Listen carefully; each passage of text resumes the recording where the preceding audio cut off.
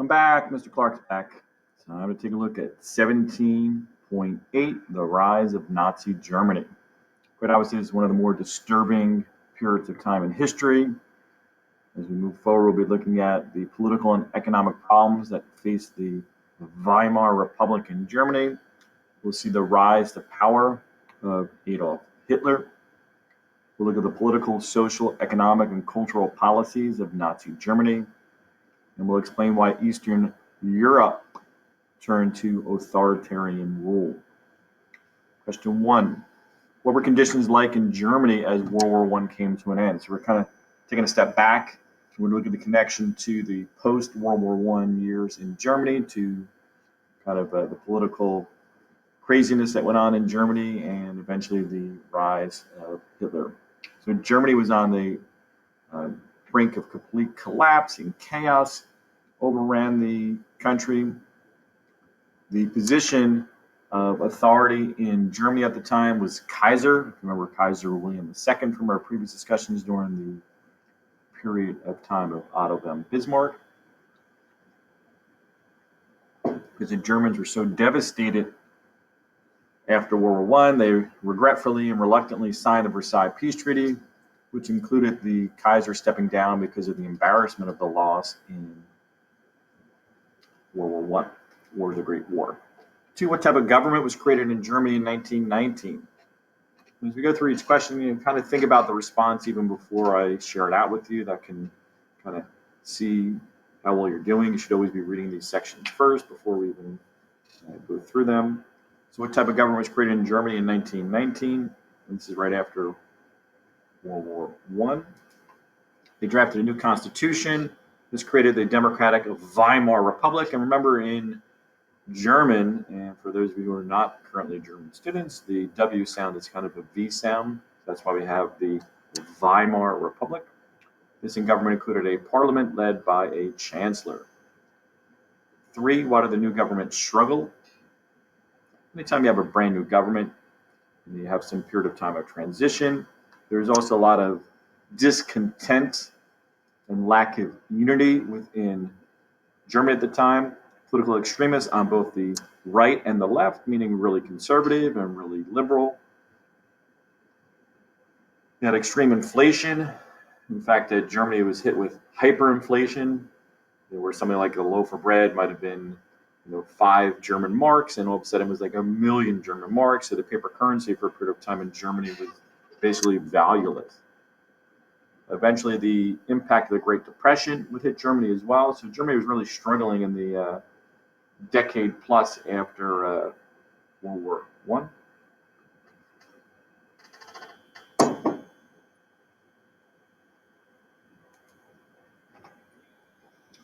What type of leader did many Germans long for? Well, they were reflecting back on the days of Otto von Bismarck. Many longed for Otto von Bismarck's strong, decisive leadership that united the German people together. You look at the reasons why many Germans were upset at the Versailles Treaty. If you remember the Versailles Treaty, just a quick review, the Germans were forced to pay $33 billion in war reparations. They had a ban on offensive weapons. They lost all their colonies or territories as a result. They had to accept blame for the war. A lot of people did not even believe that the Germans were responsible for the war. When you look at the Germans, they just honored their alliance. They came to the aid of Austria-Hungary, but instead they had to take the full blame for the war. They didn't start the war. They actually were just a good friend, a good ally. Then we look at the Germans. Who did they blame the loss of World War I on? This is kind of where we're going to see the roots of, anti-Semitism and the Nazi extermination policies and the Holocaust. So they looked for a scapegoat. A lot of people were pointing fingers at the Jews. Hitler would really take this idea and run with it when he tried to rise to power himself. The Weimar Republic negotiated that harsh treaty, so some people were pointing fingers at the Weimar Republic. And then Marxists, anybody who was a supporter of communists, took some blame as well. 7, what happened to the German economy in 1923? And I alluded to this earlier. They were really hit with a terrible situation. They were falling behind in the reparation payments. They began to print more paper currency. Obviously, paper currencies only has value if you have something of value to back it up. The inflation devalued paper currency. So we look at the value of the marks. How did 100 marks change from 1922 to 1923? You can see here. An item previously that cost 100 marks would cost nearly 1,000,000 marks in 1923. You can see what they were doing with some of the paper currency. You can see here in this image. See if I can widen it up a little bit for you. They're basically lighting their stove with the currency here. They made a flag. Kids were allowed to take the German marks and they made flags out of it to play with. So that's how devalued the currency was. 9. With the German economy in disarray, what plan did the United States come up with here in the 1920s to try and aid the German economy and help all of Western Europe rebuild? They came up with an interesting plan. It was mostly ineffective in terms of in the long run, but in the short run, it did have some positive impact. So they came up with the Dawes Plan, the International Financial System. Under the Dawes Plan, the United States would lend 2.5, and you can follow the flow chart here, the arrows, $2.5 billion to the Germans. The Germans could then pay the Allies back their reparations, the French and the British, $2 billion, and then the British and the French owed us war debt, and they could pay us back.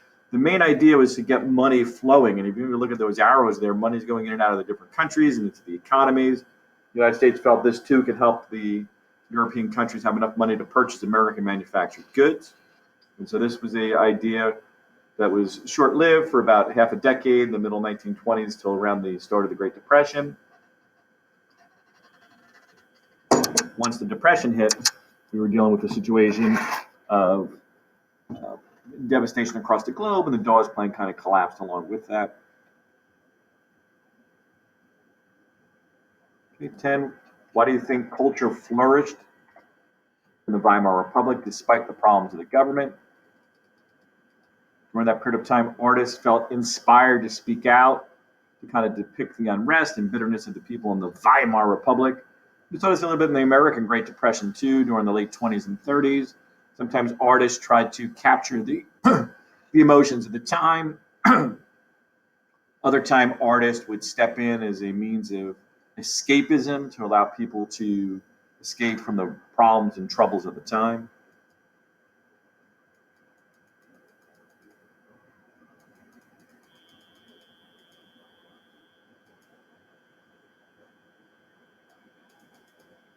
Okay, number 11. Where was Adolf Hitler born? When? Hitler was born in Austria on April 20th, 1889. In Hitler, he had some initial career goals, and we'll take a look at those goals and what happened to those goals in a moment here. So when we think about Hitler, we only think about him as being a horrendous human, and indeed he was. But prior to that, Hitler had some kind of normal goals. He wanted to be an artist, but he met with disappointment, and some feel this helped to further harden and shape his terrible personality.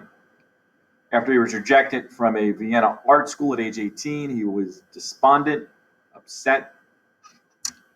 He kind of began to blame others for his failures.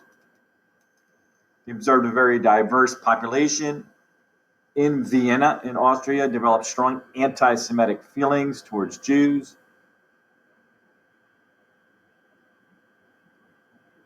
What did Hitler do after moving to Germany, after his failures here in Vienna? He eventually fought in World War I. He was injured during the war. He was temporarily blinded by mustard gas attack. The gas got into his eyes, burned out his eyes. You had to keep him covered up, and for about 6 to 8 weeks, he had suffered temporary blindness. And then he developed a lot of hatred for the Weimar Republic for some of its failures during World War I. 15. What political party did Hitler join in 1919? the National Socialist German Workers' Party, or what would later be known as the Nazi Party. He was a naturally strong speaker and a motivator. He quickly assumed a leadership position within the Nazi Party. 16. How did Hitler organize his supporters? They were formed fighting gangs, nicknamed storm troopers. Interestingly enough, some of what we see in the contemporary series of Star Wars films are loosely based on Nazi Germany, including the stormtroopers who worked for the evil side in the Star Wars movies.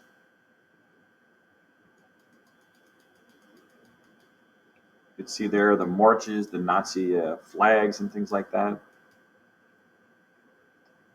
So as Hitler gained more and more support within the Nazi Party, he began to plot and plan for a takeover of Germany. It takes us to number 17.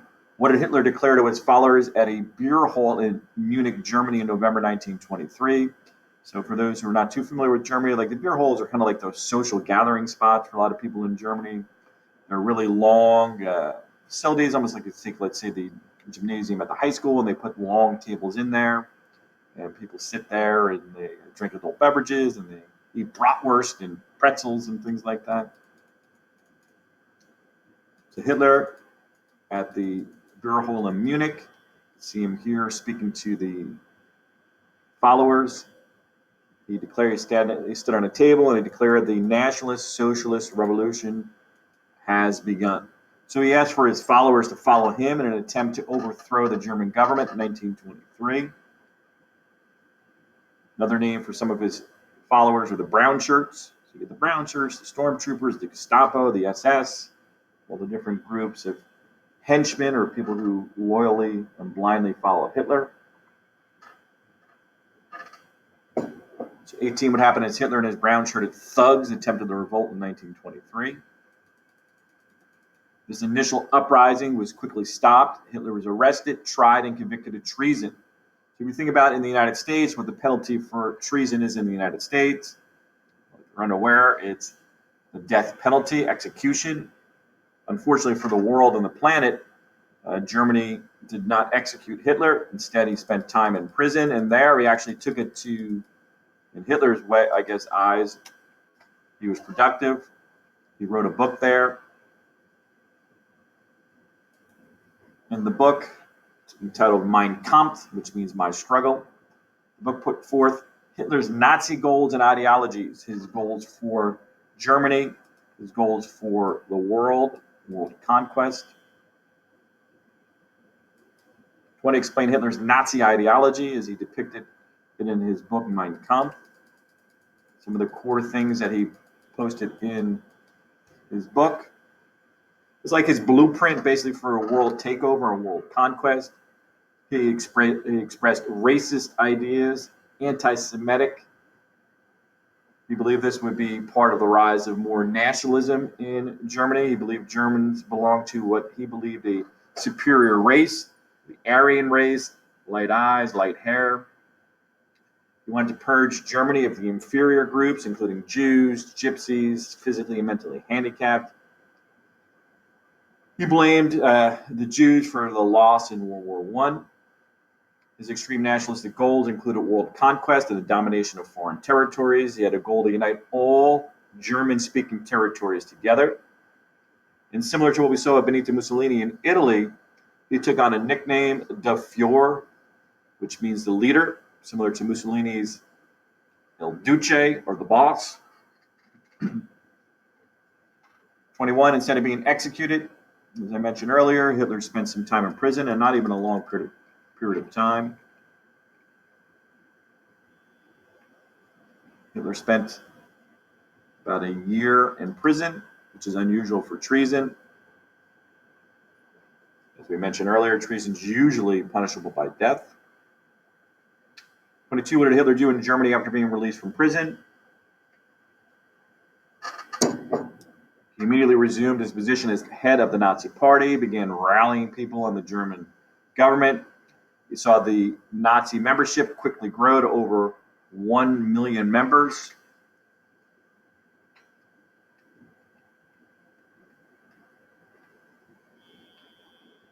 This photograph here depicts a Nazi rally with Hitler speaking.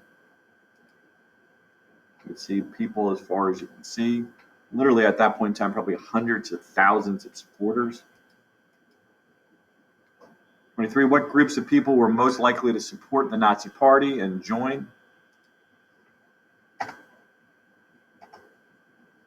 Veterans of the war who were bitter at the loss, small town Germans, lower middle class, young people. Those are the core four that would willingly embrace the Nazi ideology. Hitler made several promises to the people. If you look at 24, he said he would end reparation payments to the British and the French. He would begin to create jobs.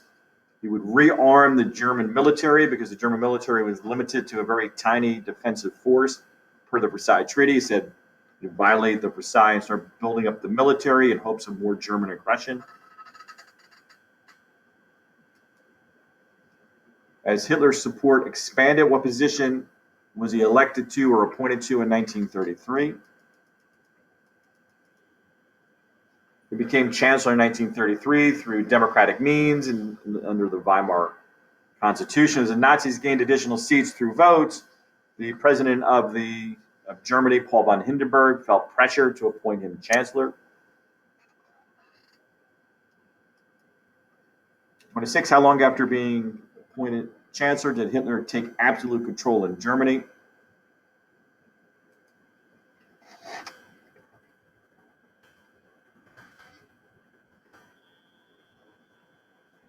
Here, please.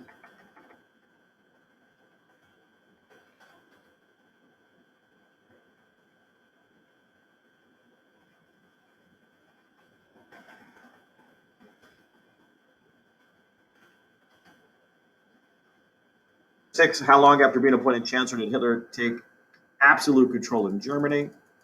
Once in a legit position, it took Hitler about a year to become absolute dictator in Germany. Here's a motto for Hitler to live by: make the lie big, make the lie simple. Keep saying it, and eventually they will believe it.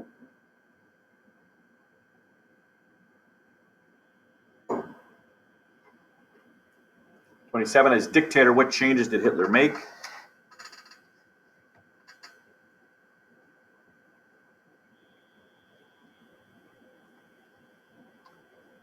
Very similar to the totalitarian ideas that we've seen previously.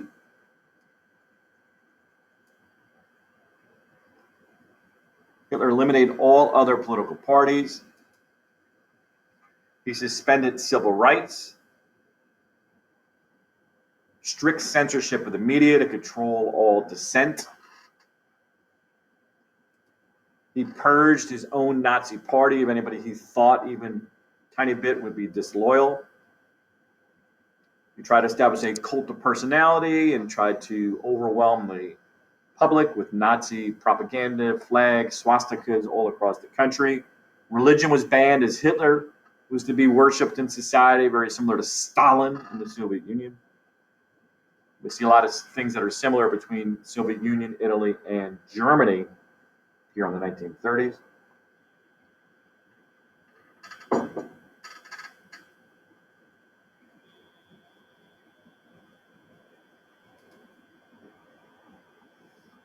Here's a little timeline of this period of time in history. So you had the German Revolution in 1918, that led to the Kaiser stepping down and the Germans getting out of World War II. You have the Versailles Treaty signed, which officially ended the war, and that established the harsh terms for Germany. Hyperinflation in 1921, you can see the collapse of the economy. France occupies the Ruhr Valley on the border territory between Germany and France. Hitler has the Beerhole Putsch. His attempt at overthrowing the government is put down. The Dawes Plan, this is the American loans that helped the Germans to pay their reparations and keep the European economy moving. Great Depression hits in 1929. And in 1933, Hitler becomes the chancellor in Germany. 28, explain what Hitler did to promote past and future German greatness. He reminded the Germans of the great Reichs in German history, the medieval Holy Roman Empire, the Second German Reich in 1871 with the German unification under Otto von Bismarck. And then he promised a new third Reich, a 1,000-year period of future domination by Germany, started by Adolf Hitler in 1933. 29, how did Hitler create a totalitarian state in Germany? Hitler used terror, repression, and absolute rule to ensure loyalty to he and the state.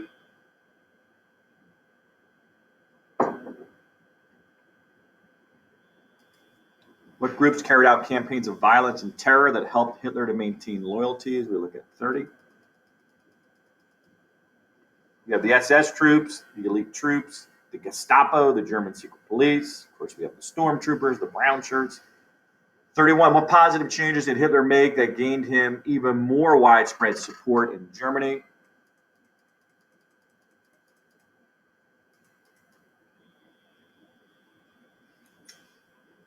He improved the German economy. He had a series of public works projects, including one of the greatest highways, interstate highways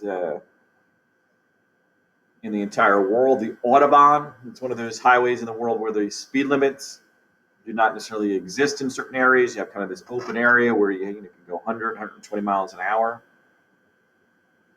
He created jobs, helped to bring Germany out of depression. You can see some of the public works jobs in that photograph.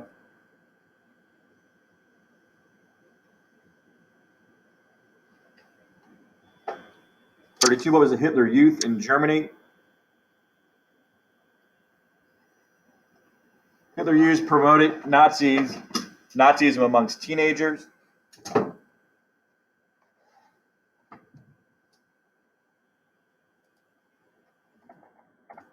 Trained young soldiers through physical fitness and military drills. Issued uniforms. Anytime you have a uniform, you kind of feel like you're sharply dressed. You feel a sense of community and unity with others. And these Hitler Youth began to terrorize what Hitler deemed to be the less desirable youth within society.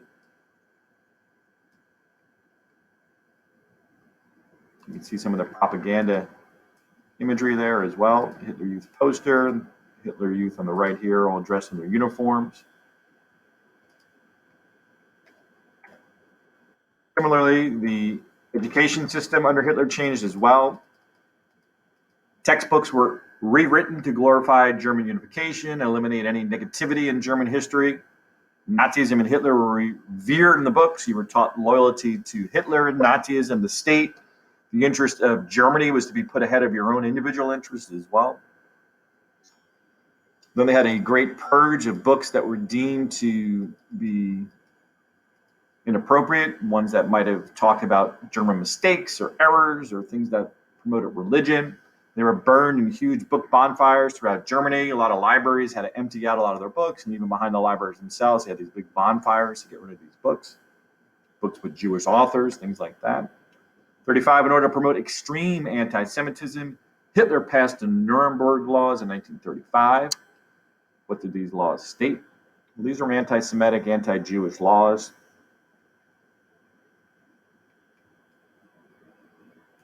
Jews were required to wear the Star of David on their outer clothing. You see that on the two Jews here in the photograph. These German Jews were in compliance and following those laws. Jews were outlawed or banned from marrying non-Jews. Jews were banned or outlawed from teaching in German schools. Jews were banned from practicing law and medicine. Jews could shop only at Jewish stores, and non-Jews could not stop at Jewish stores. So they're kind of separating Jews and non-Jews in Germany as best they could, and many Jews were beaten, terrorized, and faced tremendous prejudice in Germany. 36, because of Nuremberg laws, what did many Jews do during the mid-1930s? Many fled the country, including Albert Einstein, and that's kind of an underrated turning point eventually in World War II, because obviously Einstein's going to help work on eventually the atomic bomb, which will be the deciding factor ending World War II. Of course, had the Germans had Einstein and they developed the atomic bomb, who knows how the war might have turned out. 37, what happened on November 7th, 1938? Some Jews were growing frustrated. A young Jew whose parents had been mistreated in Germany, he shot and wounded a German diplomat in Paris. Hitler then used this as an excuse to organize a campaign of violence against all German Jews. This takes us into 38. What happened during Kristallnacht, or the Night of Broken Glass? So relating 37 down to 38. So based on the actions of the Jew against the German diplomat, Hitler responded on November 8th and 9th. So he didn't wait much. So you know that he pretty much had an idea like this kind of pre-planned out to organize this Night of Broken Glass so quickly. Nazi-led mobs attacked Jewish communities all over Germany, shouting revenge for Paris and down with the Jews. During the violence, they looted shops, broke windows, and burned down synagogues. Many Jews were beaten and killed.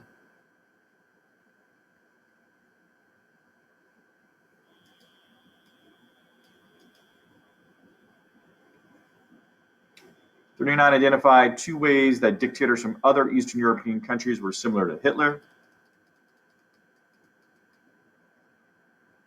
Many promised order and won support of the military and the wealthy. Many others used scapegoats, including Jews, to kind of blame their societal problems on.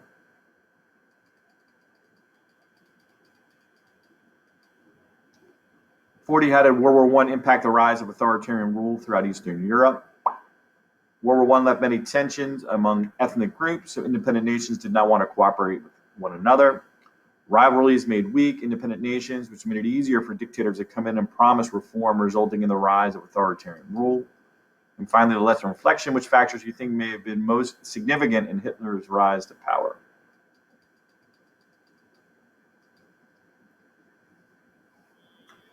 So economic hardship. Anytime you have economic hardship in a country, that makes extremism more likely, as citizens are more likely to turn to extreme ideas in times of trouble. Germany was already suffering or recovering from economic hardship before the Great Depression hit, so the people were in need for a strong leader. And Hitler, of course, made all the right promises to the German citizens, promising to restore German greatness in the midst of the Great Depression.